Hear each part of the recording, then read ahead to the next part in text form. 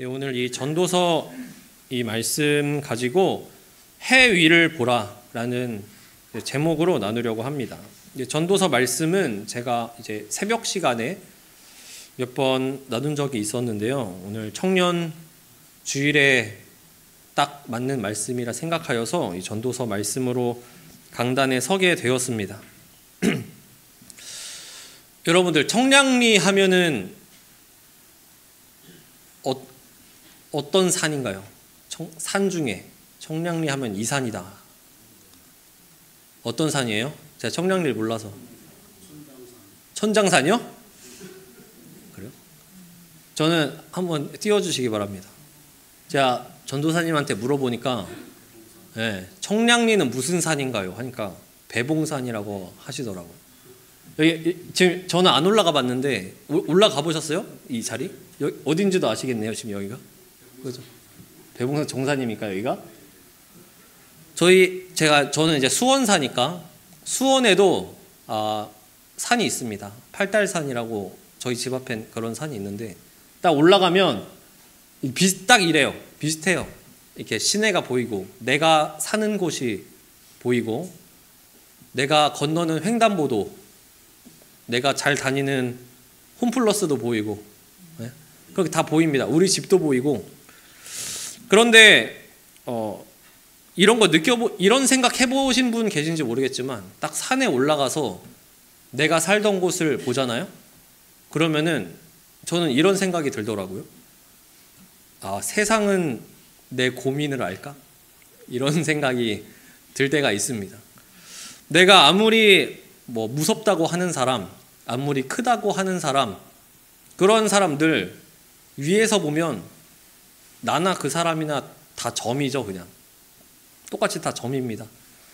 우리가 아둥바둥 살면서 고민하고 걱정하는 그 모든 것들 이렇게 멀리서 보면 그냥 되게 별거 아닙니다. 멀리서 지켜보면은 그게 되게 내 고민이 별게 아닐 수도 있겠구나 이런 생각이 듭니다. 근데 저만 이런 생각하는 줄 알았는데 저랑 같이 지내는 이제 사람들, 친구들도 그런 생각을 하는 친구들이 있더라고요. 그래서 왜 이런 생각이 들까? 산에 올라가서 저 작은 도시를 보면은 왜 그런 생각이 들까? 하면서 한번 얘기를 해본 적이 있습니다. 그래서 어떤 대화가 결론적으로 나왔냐면은 우리가 세상을 봤는데 산의 입장에서 봐서 그런 게 아니냐. 그런 생각을 나눴어요. 산의 입장에서 도시를 봤기 때문에. 자, 우리 이제부터 상상을 해봅시다. 내가 배봉산인 거예요. 내가 이제부터 여러분들 자신이 배봉산인 거예요. 저는 배봉산은 아주 오래전부터 있었습니다. 청량리라는 이름이 이 땅에 매겨지기 전부터, 내가 여기 청량리에 살기 전부터 배봉산은 계속 거기 있었죠.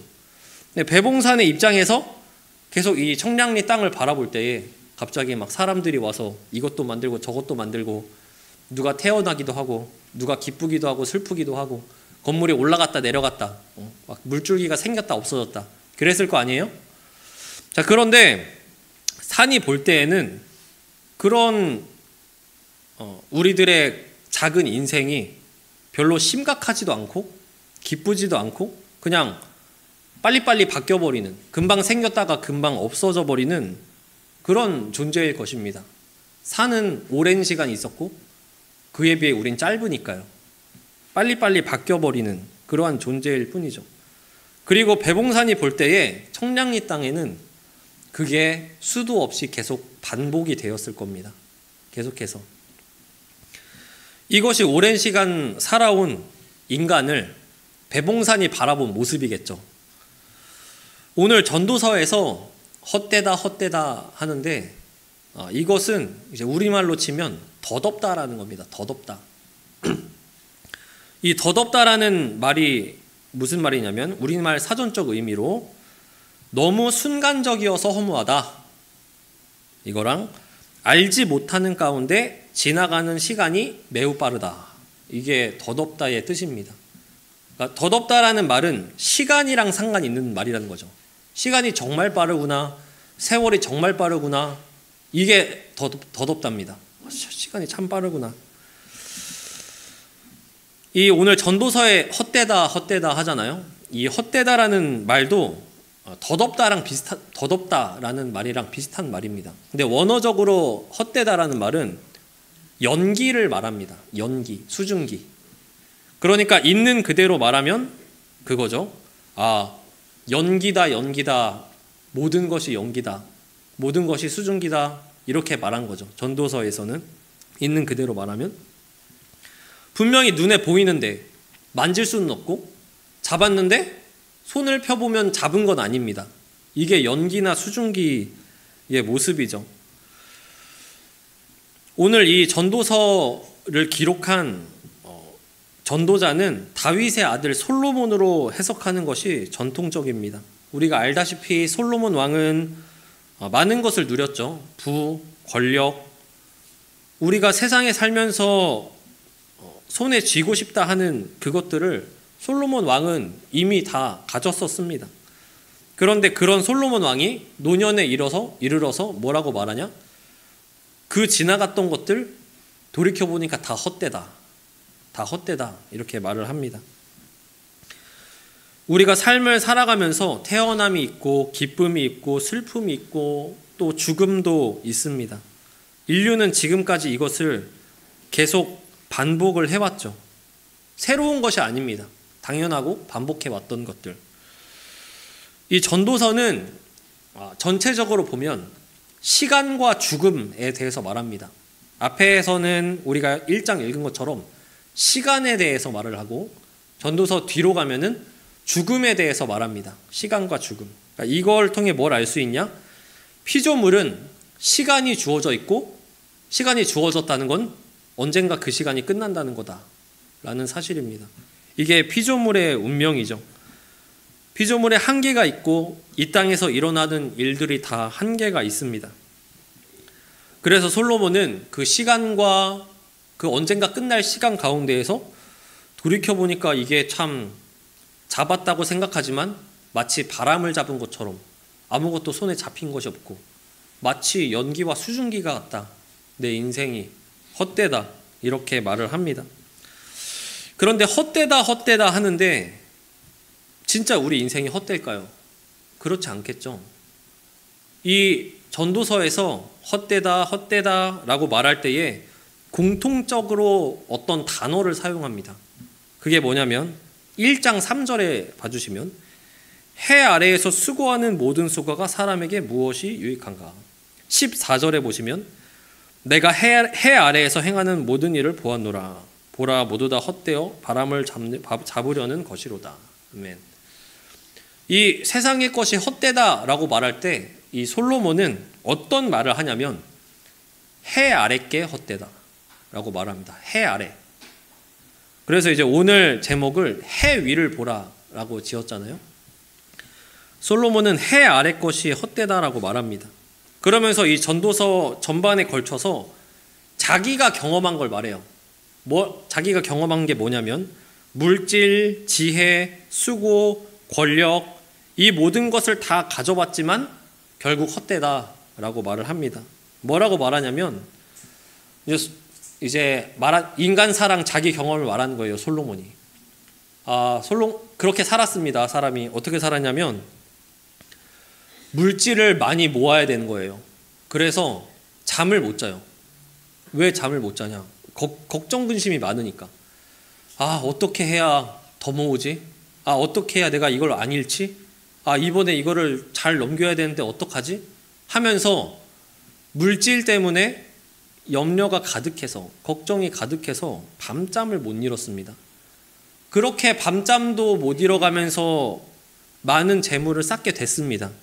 그런데 아까 그 시간이랑 관련됐다 했잖아요. 그런데 그 밤잠을 못 이뤄가면서 많은 것을 쌓아놨는데 시간이 흐르고 흘러서 노년이 되었을 때 어떻게 됐을까요?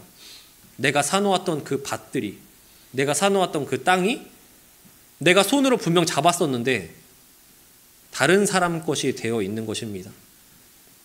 그러니까 내가 잡았다, 결국에 잡아냈다라고 하는 것이 그것이 영원히 내가 손으로 잡고 있는 게 아니다 라고 말을 합니다. 그리고 내가 정말 지혜자였는데 죽고 나면은 지혜로운 사람이나 어리석은 사람이나 둘 다 말을 못하게 된다. 지혜롭다는 건 말을 할 수 있어야 된다는 거잖아요. 우매한다는 것도 그 말하는 것으로 우매함을 드러내게 되는데 결국엔 다 똑같이 된다는 겁니다. 지혜한 사람이나 우매한 사람이나. 그리고 솔로몬이 그 많은 역경과 인생의 고난들을 겪고 나서 왕이 되었습니다.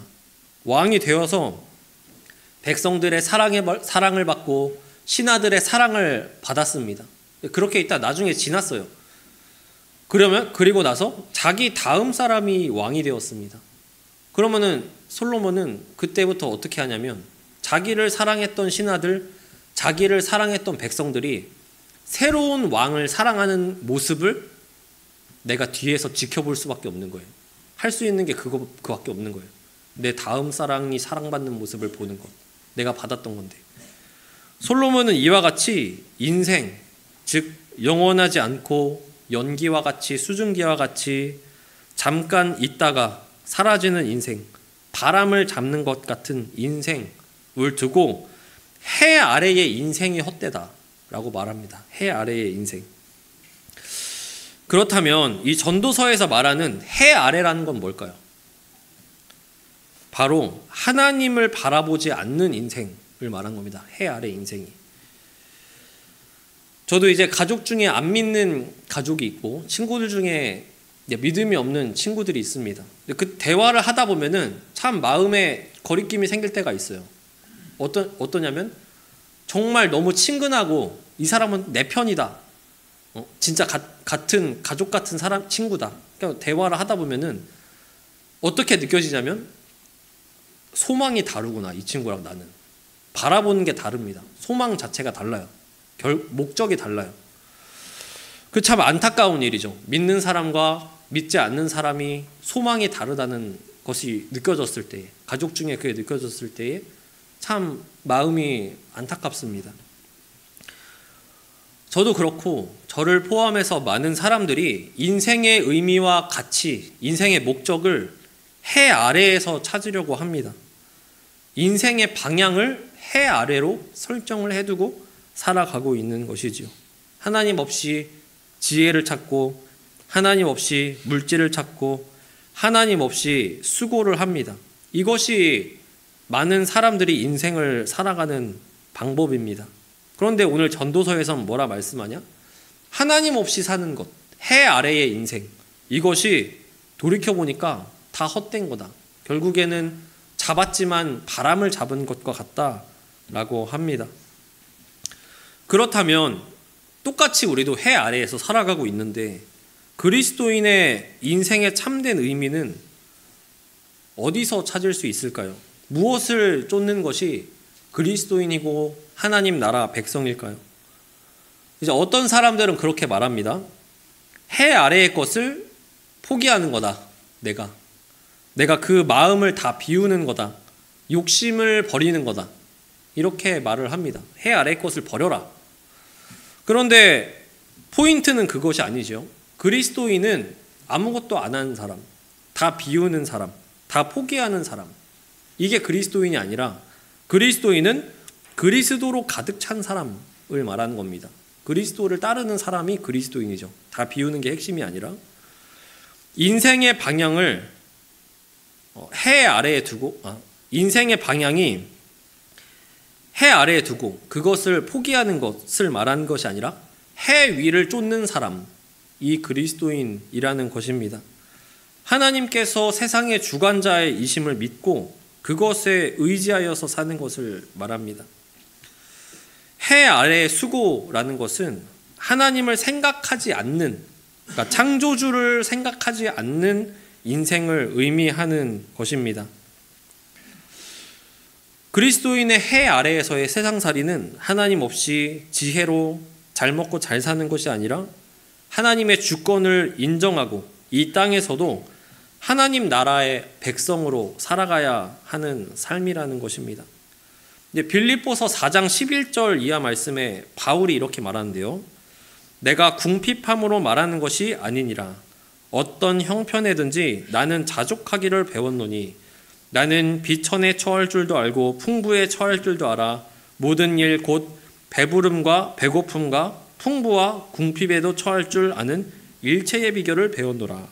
내게 능력 주시는 자 안에서 내가 모든 것을 할 수 있느니라. 아멘. 바울은 부하기도 하고 비천하기도 했습니다. 그리고 풍부하기도 하고 궁핍하기도 했습니다.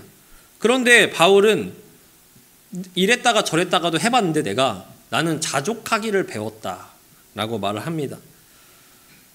그리고 그 이유가 뭐냐면 내게 능력 주시는 자가 있기 때문에 라고 말을 합니다. 나는 풍부할 줄도 궁핍할 줄도 그 안에서 나는 만족할 수 있어.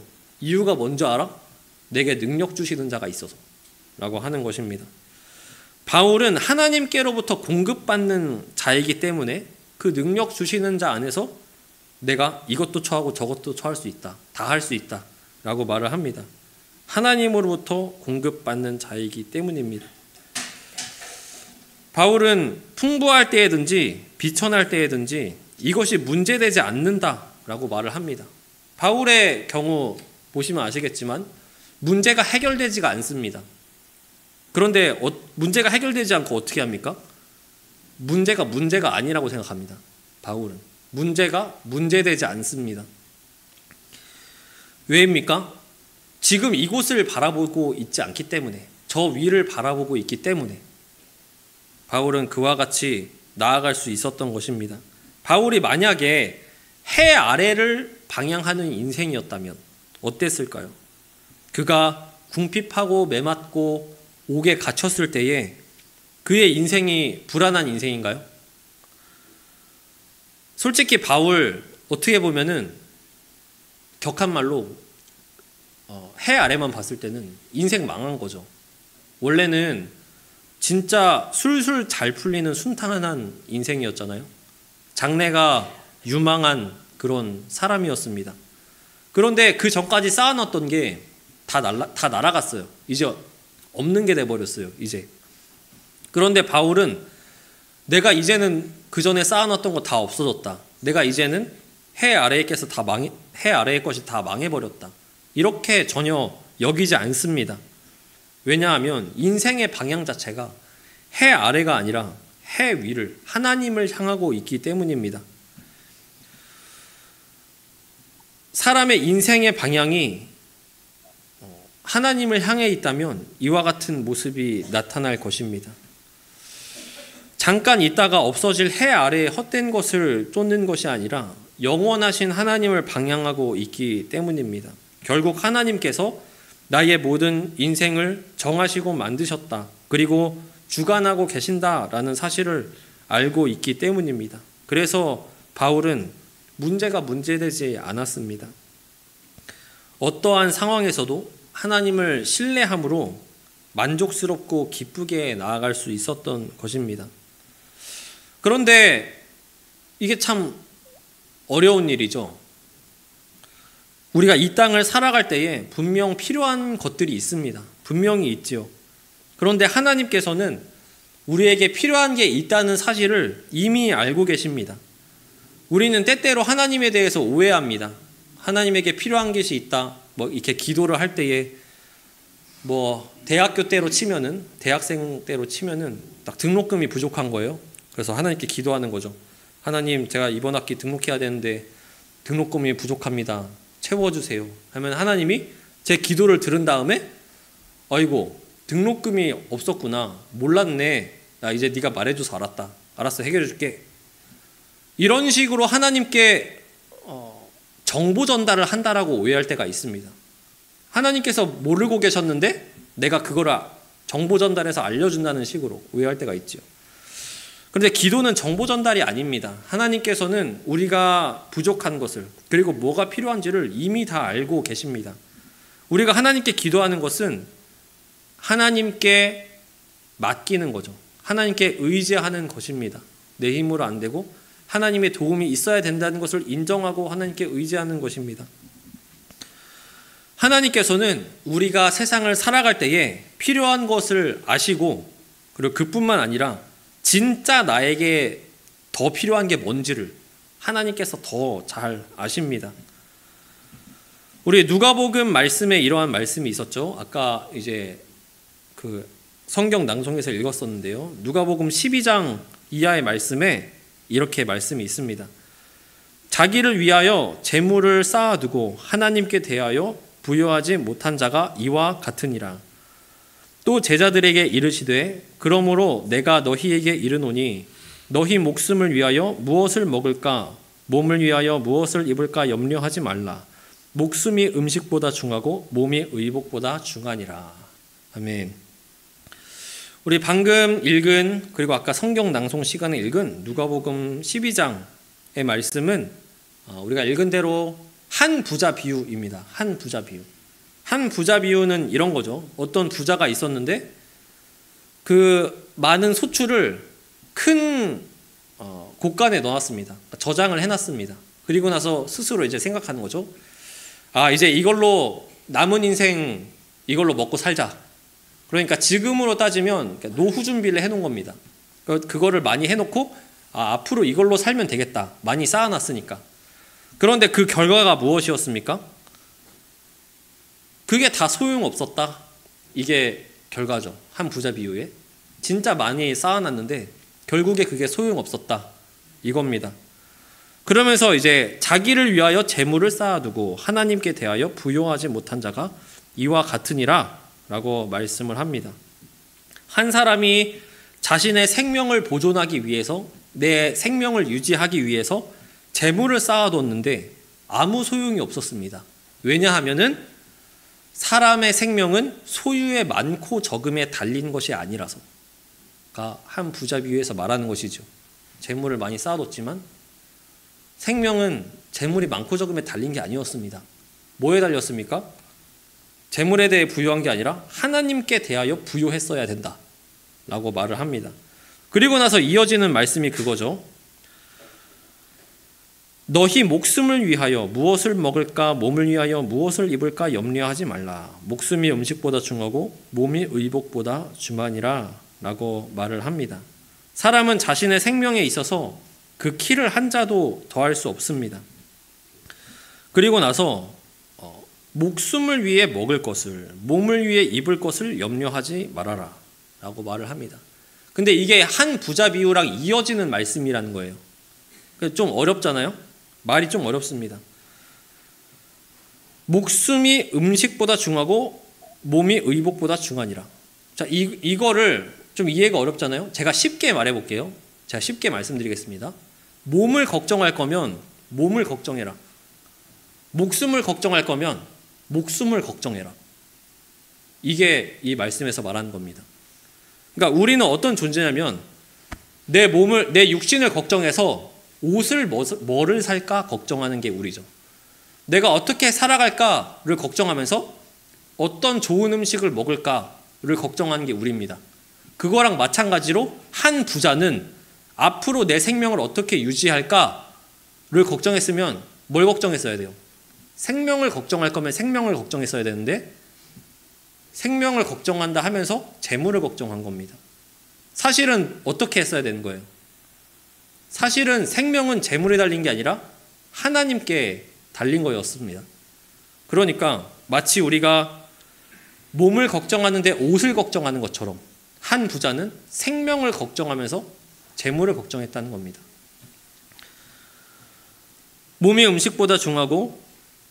목숨이 음식보다 정하고 몸이 의복보다 중하니라. 목숨을 걱정할 거면 목숨을 걱정해라. 근데 그 목숨이 하나님께 달려 있습니다. 그러니까 그가 부여했어야 되는 것은 재물이 아니라 하나님이었다는 것입니다. 우리는 생명의 보존을 위해서 음식과 의복을 걱정하는 존재이지요. 한 부자 비유의 그 부자처럼 해 아래의 것을 의지해서 내 생명을 보존하려고 합니다. 하지만 생명은 하나님께 달린 것입니다. 그리고 그 뒤에 누가복음에서 이렇게 말씀하죠. 31절에 다만 너희는 그의 나라를 구하라. 그리하면 이런 것들이 너희에게 더하시리라. 아멘. 우리가 구해야 할 것은 해 아래의 것이 아니라 해 위의 것이다. 해 아래의 것은 너희에게 더하시리라의 개념입니다. 그러니까 핵심이 아니라는 것이죠. 하나님께서는 이 땅에서 잠깐 쓰다가 없어질 것을 구하는 것을 원하시는 것이 아니라 하나님 나라의 영원한 것을 구하기를 원하십니다. 우리에게. 우리의 지금까지 해 아래를 봤을 때의 고민은 이런 것이죠. 내가 어떻게 해야 유익을 얻을까? 내가 어떻게 해야 부유하게 살까? 내가 어떻게 해야 육신이 평안할까? 하는 고민으로 가득합니다. 그런데 해 아래를 보지 않고 해 위를 보는 자는 그러면은 걱정이 바뀌어야겠죠. 어떻게 바뀌어야 됩니까? 어떻게 해야 하나님 말씀대로 살까? 어떻게 해야 하나님을 기쁘게 하는 삶일까? 어떻게 해야 하나님께 대하여 부유하게 살까의 고민으로 바뀌게 될 것입니다. 우리의 인생의 방향이 해 아래를 향하고 있지 않기 때문입니다. 우리의 인생과 방향과 목적이, 우리의 시선이 이 땅이 아니라 하나님 나라를 향하기를 바랍니다. 우리는 하나님 나라의 백성이고 우리가 하나님 나라가 우리의 본향입니다. 하나님께서 우리를 지으시고 정하시고 이끌고 계심을 온전히 신뢰하는 우리가 되기를 바랍니다. 이 땅에서의 삶이 무의미하게 느껴질 때가 있죠. 이게 사는 게 사는 건가? 내가 사는 게 의미가 있나? 라고 여길 때가 있습니다. 아둥바둥 사는 것이 힘겹다고 여겨질 때가 있습니다. 우리가 이 땅을 바라볼 때에 해 아래의 것에 소망을 두고 해 아래의 것만 보고 있을 때에는 우리 마음속에 불안과 초조가 떠나지를 않습니다. 하지만 우리는 이 사실을 알아야 합니다. 해 아래의 것은 결국에 해 위의 것을 위해서 존재한다라는 것입니다. 이 땅에 살아가는 우리의 인생이 그 목적이 하나님 나라다라는 사실입니다. 그렇다면 우리는 무엇을 바라봐야 하겠습니까? 우리의 방향이 어디를 향해 하겠습니까? 연기 같은 것, 수증기 같은 것, 막상 잡았다라고 하지만 손을 펴보면 바람을 잡은 것 같이 아무것도 남아있지 않은 그것들. 그리스도인은 더 멀리 봐야 합니다. 더 많이 봐야 합니다. 우리 찬양 중에 그런 찬양이 있죠. 저 높은 곳을 향하여 날마다 나아갑니다. 내 주여 내 맘 붙드사 그곳에 있게 하소서. 내 마음이 저 높은 곳에 있게 해달라는 이 찬양의 고백이 우리의 인생의 방향이 되어야 합니다. 이 땅에서의 인생이 끝이 아니기 때문입니다. 해 아래의 인생, 해 아래만 방향하는 인생은 허무할 뿐입니다.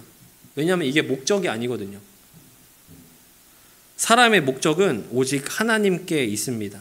해 아래의 것이 아닌 해 위에 하나님을 방향하는 우리 천흥의 성도들이 되시기를 바랍니다. 네, 우리 전도서 12장 우리 말씀 잠깐 읽고 마칠 텐데요. 전도서 12장 잠깐 봐주시기 바랍니다. 전도서 12장 1절 잠깐 봐주시기 바랍니다. 자, 제가 읽겠습니다. 전도서 12장 1절부터 봐주시기 바랍니다. 너는 청년의 때에 너의 창조주를 기억하라. 곧 곤고한 날이 이르기 전에 나는 아무 낙이 없다고 할 해들이 가깝기 전에 해와 빛과 달과 별들이 어둡기 전에 빛 위에 구름이 다시 일어나기 전에 그리하라. 그리고 7절 흙은 여전히 땅으로 돌아가고 영은 그것을 주신 하나님께로 돌아가기 전에 기억하라. 아멘. 여기서 전도자는, 그러니까 솔로몬, 노년이 된 솔로몬 왕은 청년의 때에게 교훈을 줍니다. 창조주를 기억하라. 더 늦기 전에 기억해라 라고 말을 합니다. 그런데 여기서 청년이라는 단어는 이 나이를 숫자로 셈하는 그 청년도 맞지만 다른 의미도 있습니다. 어떤 의미냐면 하루라도 빨리, 한시라도 빨리 라는 의미도 있습니다. 그러니까 하루라도 빨리, 한시라도 빨리 그 해 아래의 헛된 인생 살지 말고 깨달았으면 좋겠다 라고 솔로몬이, 노년의 솔로몬이 이 성경의 말씀을 통해서, 전도서의 말씀을 통해서 말을 해주고 있는 것입니다. 창조주이신 하나님을 기억하라는 것입니다. 하나님께서 세상을 만드시고 우리를 만드시고 정하신 분이십니다. 우리가 살아가는 모든 것들, 기쁘던 슬프던 지루하던, 하나님께서는 나를 향한 계획이 있으셔서 지금도 가장 좋은 길로 나를 인도하고 계십니다. 해 아래를 보면서 사는 인생은 헛되지요. 창조주가 계심을 바라보는 인생은 헛된 것이 아닙니다. 이 사실을 알게 된, 노년에 깨닫게 된 솔로몬은 한시라도 빨리, 하루라도 빨리 이거를 알았으면 좋겠다라고 전도서의 말씀을 통해 우리에게 교훈을 주고 있는 것입니다. 세월을 아끼라라고 말하는 거죠. 말 그대로 세월을 아껴라. 그리고 결론적으로 전도서 12장 13절에 이렇게 말씀합니다. 일의 결국을 다 들었으니 하나님을 경외하고 그의 명령을 지킬지어다. 이것이 모든 사람의 본분이니라. 아멘. 사람의 본분이 무엇입니까? 하나님을 경외하고 그의 명령을 지키는 것입니다. 우리가 하나님을 경외하고 하나님을 따르는 그러한 인생이기를 바랍니다. 우리가 절대로 이 땅에서 하나님을 방향하면서 사는 것이 손해보는 것이 아닙니다. 우리가 생명의 보존을 위해서 힘쓰는 것에, 그것에 방해되는 것이 절대로 아닙니다. 도리어 우리에게 가장 좋은 길, 우리의 본분인 길입니다. 우리가 말씀을 통해 해 아래 하지만 결국 이 해 아래를 쫓는다는 것은 나를 쫓는 거죠. 사실은 나를 위한 것입니다. 사람이 해 아래를 방향한다는 것은 결국 나 자신을 섬기며 나 자신의 유익을 내 본분으로 삼는다는 것입니다. 우리의 방향을 해 아래에서 나 자신에게서 돌이켜서 온전히 하나님을 방향하게 되는 우리 천흥의 성도들이 되기를 바랍니다. 하나님께서 주신 매일매일의 일반적인 그러한 나의 삶이 사실은 하나님께서 정하시고 이끌고 계시다는 사실, 그리고 그것에 의지하여서 해 아래에 소망을 둔, 해 아래를 방향한 삶이 아닌 해 위에 하나님 나라를 방향하는 그러한 우리들 되기를 바랍니다.